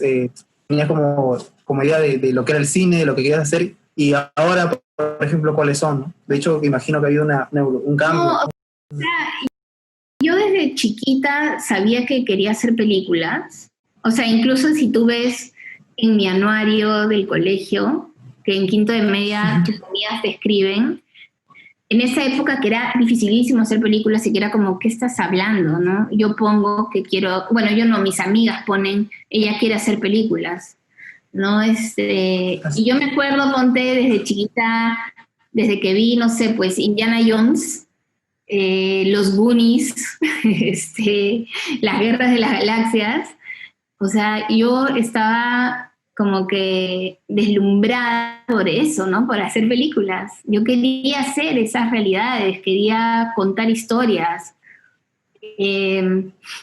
Eso, ¿no? Y ahora hay tanto, ¿no? Que, a ver, ¿quién? Me gusta Lars von Trier, me gusta Woody Allen. Sí, o sea, en verdad o sea, a ver, ¿cuál es la última película que he visto? En el cine, me encantan los hermanos Safdie, que los pude conocer cuando fui a los Spirit Awards, casi me muero. Sí, ¿no? Y por ejemplo, Marriage Story también, ¿no? en el rubro de producción tiene referentes, digamos, como Bueno, hay una productoras. productora de cine independiente americano que se llama Christine Vachon y que bueno, él había leído sus libros y todo, y que en Oliver's Deal fue productora asociada, me parece, que no pude hablar con ella nunca, pero estaba ahí, ¿no? Eso, ¿no? Y bueno, y hay productores latinoamericanos que me encantan, como Hernán Musallupi, argentino, como Gemma Juárez de Argentina también, que he podido trabajar con ellos. O sea, latinoamericanos son varios que me encantan, ¿no? Cómo trabajan. Espero que la gente escuche bien los nombres para que los pasen por ahí por los comentarios y los busquen. Ya vamos a ir cerrando ya, Stenit. ¿Quieres hacer una última pregunta como... Algo, también me encanta el cine comercial, ¿ah? O sea, también ponte en la pandemia, lo que más no había visto ninguna película de Avengers, ninguna de superhéroes, y con mis sobrinos me vi las 22 películas y me encantaron, ¿no? 22 películas hay de... Sí, de héroes y de Avengers. Yo tampoco sabía, pero me las pusieron así en orden y me las vi o sea, me gusta todo tipo. Una de mis películas favoritas es Little Miss Sunshine, me encanta la comedia, o sea, de todo. En verdad hay que consumir de todo. Ese es otro consejo que les doy, y sobre todo cine peruano, ¿no? A mí me encanta ver todo tipo de cine peruano. Me quedo viendo los créditos para ver quiénes están, me gusta ver quiénes han musicalizado la película. Eso es primordial, ver cortos, ver teatro, ver ficción en la televisión peruana también, ¿no? Justo el otro día me comentaron que hay varios cortos de Gianfranco Anichini en YouTube. Sí, creo ¿no? que Festival de Corrientes estuvo subiendo bastante material. Sí, entonces hay que consumir lo peruano, ¿no? Y de todo se aprende, de todo. Me encanta ver cortos. Hay esta plataforma que se llama Retina Latina, que es gratis y que puedes ver de todo. Yo también al inicio de la pandemia comencé a ver las películas de Lombardi otra vez, o sea, increíbles, ¿no? Es buenísimo. Y a veces vuelvo a verlas y de ahí busco los making ofs, ¿no? Es buenísimo. De ahí es donde aprendes más. Preparación. Y, Y por bueno, ejemplo, leer también, ¿no? Leer mucho. Yo leo, justo el otro día me preguntó alguien, ¿qué estás leyendo ahorita de producción? Y no es que leo de producción, estoy leyendo, ponte, libros de guión o de dirección, porque todo me nutre como productora, ¿no? Entonces, claro, es buenísimo leer de todo, ¿no? Yo me he metido a clases de guión también, por más que no soy guionista, pero me he metido a clases de guión, siempre porque todo te va a ayudar a después ponerte el chip del director para tú tomar decisiones que te van a llevar a que la película sea mejor. genial. Bueno, Ni, muchas gracias por el tiempo, ha sido una charla larga. Antes de cerrar, quería comentar a los que nos están escuchando que, igual que el diálogo pasado y y los que vienen, estamos realizando dos cosas. Primero es después de cada diálogo, se está creando un formulario en el que ustedes pueden registrar su participación al evento. Hay unas preguntas sobre varios puntos que hemos tocado hoy con Anif, y llenando al menos 4 de las 5 charlas que estamos haciendo, luego los vamos a contactar para darles una constancia de participación en este diálogo. Si me esperan un momento, justo yo desde aquí, desde la computadora, puedo ponerles el formulario. Mis compañeras ya lo están poniendo en el comentario principal, pero ahorita les debe estar apareciendo también en pantalla, si es que Facebook no me engaña. Sí. Entonces, eso es decirles eso, llenen el formulario para registrar su participación. Y antes de terminar la charla también es el reto, es dejarles siempre estamos dejando un reto que se tiene que cumplir en el Instagram del festival. Agradecemos a la gente que participó en el reto anterior, que fue que les pedimos que dejen, que pongan en nuestro Instagram cuál es la mejor dupla de cine peruano que conocen, ¿no? Y pusieron, fue lo caso porque pusieron fotos hasta, la que más me sorprendió fue, por ejemplo, una persona posteó la dupla de Robles Godoy con Posey Scott. O sea, se fueron hasta el fondo, ¿no? Y está súper chévere, nos ha gustado cómo han estado participando. Así que voy a poner ahora en pantalla el reto de ahora. A ver, un segundo. Solamente quería agradecer a todos, que estoy leyendo todos los comentarios, que todos los agradecimientos. Muchas gracias a todos, de verdad. Muy, muy lindos. Gracias. Listo. A ver, acá voy a poner el reto, chicos. Subo una historia de Instagram con una fotografía de making of, de quizás justo mira lo que estamos hablando, de tus primeros rodajes, y coméntanos quizás cómo te hubiera ayudado algunos de los consejos que te ha dado Anita el día de hoy, ¿no? Tienes que subir esta foto a una de tus historias etiquetando al festival y con el hashtag RetoRenderLab. Y además se está justo ahorita poniendo esta misma imagen en el Instagram del festival. Deja un comentario etiquetando a alguien para que puedas entrar al sorteo, y vamos a estar sorteando una masterclass de Epic justo para el reto de ahora. Recordarles que el formulario que hemos puesto en pantalla y que voy a ponerlo a ver de nuevo, está solo disponible media hora, así que llénenlo ahora, por favor. Entonces, eso, Enid, ya muchas gracias, te agradezco nuevamente por estar aquí. Ya estamos por terminar la transmisión, así que si quieres decir algo final para acabar. No, nada, muchísimas gracias a todos y nada, mucha fuerza en esta pandemia, no se desanimen, hagan cosas, si tienen tiempo consuman cine peruano, cortos peruanos, teatro peruano, y nada, es tiempo de desarrollar proyectos ahorita, y que el próximo año espero que todos filmemos ficción, ya volvemos, ¿no? Eso, Listo, nada más. Muchas gracias por estar aquí. Les recuerdo, chicos, el formulario está media hora y el reto lo pueden hacer hasta el día domingo a las 4:30. Listo, nos vemos. Los invitamos al próximo diálogo. Nos vemos ahí. Listo.